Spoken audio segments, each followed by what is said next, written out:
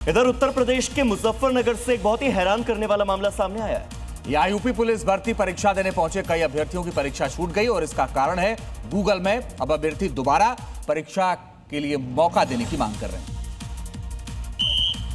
क्योंकि जब तक ये अभ्यर्थी एग्जाम सेंटर पहुंचे तब तक पुलिस की नौकरी का सपना, महीनों की तैयारी और तकनीक पर भरोसा सब गायब हो चुका था। इन अभ्यर्थियों का आरोप है कि गूगल मैप की गलत लोकेशन के कारण वे समय पर परीक्षा केंद्र तक नहीं पहुंच सके। इनमें कई जिलों से अभ्यर्थी एग्जाम देने पहुंचे थे, लेकिन परीक्षा केंद्र पर पहुंचकर भी जब गूगल मैप पर लोकेशन डाली तो भी मैप ने अलग ही दिशा दिखाई।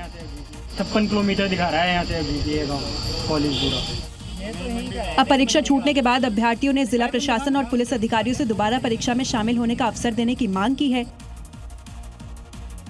और अब बड़ी खबर आपको बताते हैं, पाक सरकार के खिलाफ पीओके में विद्रोह लगातार तेज हो रहा है। रावलकोट में जुटे 1.5 लाख प्रदर्शनकारी। पाकिस्तानी सरकार और सेना के खिलाफ जमकर नारेबाजी हो रही है। रावलकोट से लेकर मुजफ्फराबाद तक प्रदर्शनकारी जाने वाले हैं, चेतावनी जारी हुई है। कोटली, मीरपुर समेत कई ऐसे इलाके हैं जहां से होकर प्रदर्शनकारियों का मार्च गुजरने वाला है। सोचिए क्या हालत होगी पाकिस्तान की उन सड़कों की जहां पर 1.5 लाख प्रदर्शनकारी एक साथ नारेबाजी करते हुए निकलेंगे। ये महज विरोध नहीं बल्कि ये पाकिस्तान के खिलाफ वो रोशनी है जो मुनीर और शहबाज की अंधेरे से भरे नीतियों का खात्मा करने को तैयार है। लेकिन जिस तरह का आतंकिस्तान का रवैया है उससे अब यहाँ के लोग परेशान हैं, जिसका नतीजा ये है कि लोग अब पाकिस्तानी हुकूमत का खुलकर विरोध कर रहे हैं।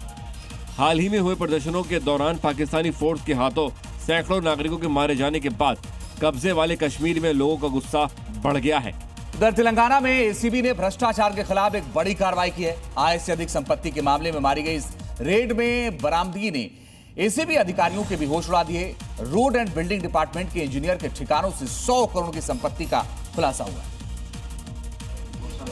भरोसा नहीं हो रहा तो इन तस्वीरों को देख लीजिए। पहली नजर में तो ये कोई ज्वेलरी शोरूम लगता है। सोने के बिस्किट, सोने के गहने, चांदी के बर्तन और तरह तरह के आभूषण। अब जरा बगल में मौजूद नोटों की गड्डी को भी देख लीजिए और साथ में मिली विदेशी शराब की महंगी बोतलों को भी। ये सब है मोहन नायक जरूपला की। जब टीम ने इनके आवाज से ये सब बरामद किया, रोड एंड बिल्डिंग डिपार्टमेंट के इंजीनियर मोहन नायक धड़ाम से जमीन पर जा बैठे। इसे तेलंगाना एंटी करप्शन ब्यूरो के इतिहास की सबसे बड़ी बरामदगी मानी जा रही है।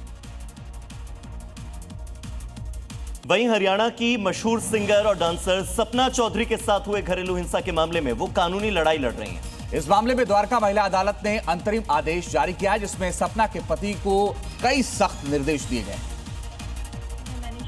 सुनवाई के दौरान सपना चौधरी ने कोर्ट को बताया कि वो पति के बर्ताव से परेशान थी, घरेलू हिंसा के कारण तनाव में थी, अपना ससुराल छोड़ दिया। सपना अपने मायके में रहती है। कोर्ट में चोटों की तस्वीरें दिखाई। कोर्ट में दिखाए गए सबूतों के आधार पर सपना के पति वीर साहू को कोर्ट ने सख्त निर्देश दिए हैं कि अगली सुनवाई तक पति संपर्क नहीं कर सकेंगे। घर और कार्यस्थल पर जाने पर रोक, सार्वजनिक कार्यक्रमों में हस्तक्षेप नहीं, महिला संरक्षण कानून के तहत सुरक्षा दी जाएगी। बड़ी खबर आपको बताते हैं जम्मू से, जहां पर कश्मीर के रियासी जिले में अग्निकांड हुआ है। मकान में भीषण आग लगने की खबर है। लाखों रुपयों का सामान जलकर राख हो चुका है और बताया जा रहा है कि शॉर्ट सर्किट की वजह से आग भड़की थी, जो धीरे धीरे फैलती चली गई। आग लगने की वजह से लाखों का नुकसान हुआ है। घर में रखा हुआ सामान जल चुका है।